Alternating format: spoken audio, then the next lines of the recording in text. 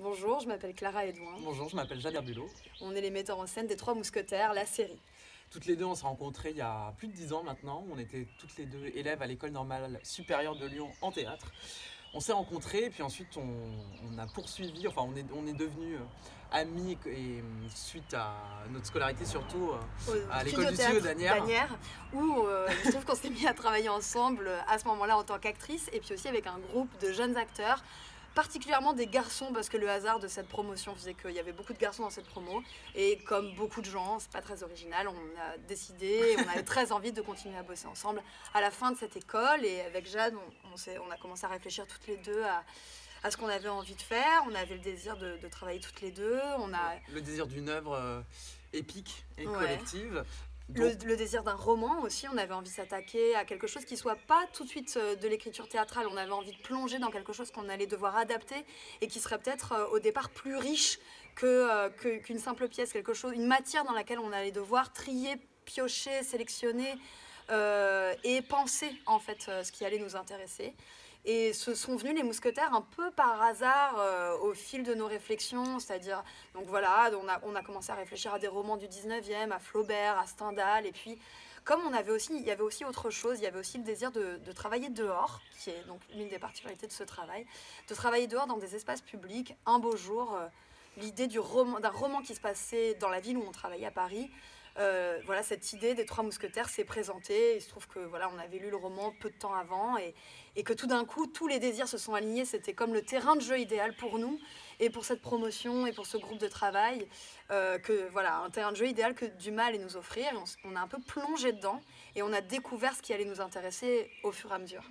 C'est-à-dire que nous, déjà, on n'avait jamais écrit, on n'avait jamais adapté quoi que ce soit, écrit de fiction, de poésie, enfin, ou alors que tu ne me l'as pas dit. Et très vite, ce qu'on a trouvé intéressant dans Les Trois Mousquetaires, c'est que c'est une histoire que tout le monde croit connaître, qui fait partie du folklore français, qui a été adaptée, qui est une des premières œuvres adaptées au cinéma. Il y a une version au cinéma muet, il y a des adaptations en anglais, etc. 50 000 adaptations. 50 000 adaptations. Donc c'était vraiment une matière en partage, quoi, une matière commune. Ouais. Et donc ça nous intéressait. Ce qui nous intéressait aussi, donc, c'était la dimension épique du roman. Et on voulait pas, parce que Dumas, lui, a écrit une adaptation qui dure 2 heures, qui s'appelle La jeunesse des mousquetaires. Mais nous, on voulait pas faire ça. Nous, on était quand même assez influencés par le format série. Et on a voulu, en fait, retrouver, ou plutôt, partir de l'origine, de la forme originelle du livre, qui est paru sous la forme de feuilleton dans un journal. Et donc, on s'est dit, très bien, on va faire ça, en fait. On va découper le roman et on va le découper en saisons, en épisodes, comme si c'était une série. Et ce qu'on va faire, c'est qu'on va inviter les spectateurs à venir dans des endroits différents, justement, au départ dans Paris et ensuite ailleurs, et à suivre la saison 1 qui est composée de plusieurs épisodes, et puis la saison 2 qui est composée d'autres épisodes.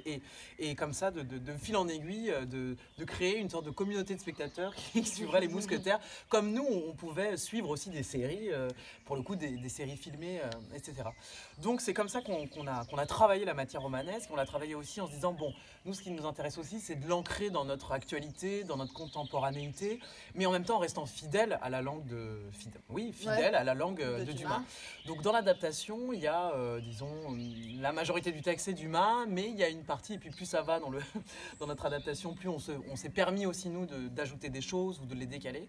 Mais nous, on plonge un peu Dumas aussi dans le 21e siècle, quoi. Et en même temps, il y a comme une sorte de superposition de plusieurs références qui sont des références cinématographiques comme le western spaghetti, Tarantino, les films d'Almodovar. Tout ça se mélange un peu, c'est-à-dire que vous n'allez pas retrouver des mousquetaires en capé d'épée, voilà, les mousquetaires traditionnels des films historiques. C'est plutôt une sorte de regard sur le roman qui emprunte, en même temps qu'il emprunte au récit de Dumas lui-même et aux références de Dumas, qui emprunte à plein d'autres références, des références télévisuelles, cinématographiques, musicales, de faits divers, d'actualité. De faits divers, d'actualité, de peinture, etc. Et puis on avance comme ça en tissant notre récit avec plein de fils différents. Et c'est ça qui fait aussi, je pense, la saveur particulière du spectacle. C'est-à-dire que du coup, ces anachronismes, ces décalages, ces sorties de route sont assez drôles. Et puis, cette équipe a quand même aussi un certain humour. Et puis le goût d'aller emprunter, d'aller croquer aussi des choses, croquer au sens du croquis, hein, mais d'aller emprunter en fait à différents styles, à différents registres. Et donc on navigue comme ça et on passe en permanence d'un registre à un autre, d'une référence à une autre. De la même manière que dans l'espace, puisque comme on joue dehors dans des espaces publics, on n'a pas de décor. Donc le décor, ça devient le lieu dans lequel on se retrouve. Et voilà, nous, quand on arrive dans un lieu, on fait tout ce qu'on peut pour exploiter au maximum l'architecture et les formes du lieu. Donc on surgit partout, on apparaît, on disparaît. Et les spectateurs ne sont pas face à un spectacle, mais un peu au milieu. Au milieu ou dedans. Au milieu d'un terrain de jeu où nous, on surgit et on vient jouer partout autour des gens et d'une certaine manière avec eux, sans jamais les faire participer. Pas d'inquiétude à ce niveau-là. mais voilà, il y a cette chose très poreuse, en fait, en tout cas entre la fiction qu'on raconte et la réalité contemporaine, aussi bien dans l'adaptation, dans l'écriture, que dans le jeu et dans la manière de jouer avec l'espace. Donc il y a quelque chose qui circule du XXe siècle au XVIIe, en passant par le XIXe de Dumas. Et pour nous, en effet, ce qui est important, pourquoi on fait ça dehors, c'est au début, on ne savait pas trop pourquoi. Et puis, parce que on pouvait ça pas. s'est fait sur le tas. Mais aujourd'hui, on sait et on a compris qu'on le fait pour occuper autrement des espaces publics, pour préserver des espaces publics, pour se dire que l'espace public n'est pas qu'un espace de circulation, n'est pas qu'un espace marchand ou de répression, mais ça peut être un espace ludique, un espace lumineux, un espace joyeux. Et un espace joyeux et en effet un espace où on a le droit de raconter nos propres histoires et la manière dont on a envie de les raconter. C'est-à-dire l'espace public est un espace déjà bariolé de récits qui peuvent être publicitaires, économiques, policiers. Et tout d'un coup, occuper un espace public pour raconter l'histoire aussi avec un grand H, puisque c'est ce que fait Dumas. Hein. C'est des romans historiques qu'écrit Dumas la plupart du temps. Et donc décider de raconter notre histoire comme en jouant avec et en posant le regard qu'on a envie de poser sur elle dans ces espaces-là.